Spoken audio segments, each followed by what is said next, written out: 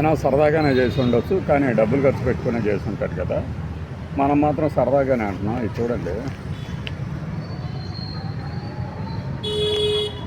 చండ్రా చంద్రశేఖర్. ఈయన వెయ్యని గెటప్ ఉండదు. ఆ మధ్యకాలంలో కూడా మనం ఒక వీడియో చేసాం, కానీ మళ్ళీ తట్టుకోలేకపోతున్నాం ఈయన తాకింది. ఏంటిది, ఇప్పుడు పాల సముద్రం మీద శేష కల్పం మీద శయనించినటువంటి మహావిష్ణువు పాత్రలో ఈయనే, ఎదురు నారదుడి పాత్రలో ఈయనే, వీళ్ళందరూ ఉన్నారు. ఒక లక్ష్మీదేవి మాత్రం వేరే వాళ్ళని పెట్టారు. ఆ క్యారెక్టర్ కూడా మీరే చేయండి మహానుభావ అని చెప్పి అప్పట్లో పెట్టాం మనం. ఈయనను నేను ఈయనగాక ఈయనను నట సార్వభౌమ నటరత్న గారి కంటే నేనెందుకు తీసిపోయానని చెప్పేసి 10 తలల రావణాసురులాగా బయలుదేరాడనమాట. అయ్యా చండ్రా చంద్రశేఖర్ గారు, మీకు దండం పెడతాం. కావాలంటే మీతో ఒక సినిమా తీద్దాం. ఆ సినిమాలో మొత్తం వెనక ముందు ఎక్కడ కనపడ్డ స్వర్గసీమే కనపడేట్టు చేద్దాం.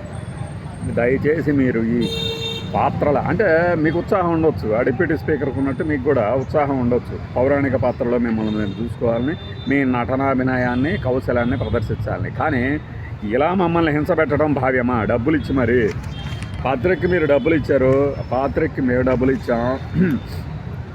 గత సంవత్సర కాలంలో మనం ఇలా పత్రికని డబ్బులు పెట్టి కొన్న రోజు మాత్రం తురుముడతాం అన్నమాట.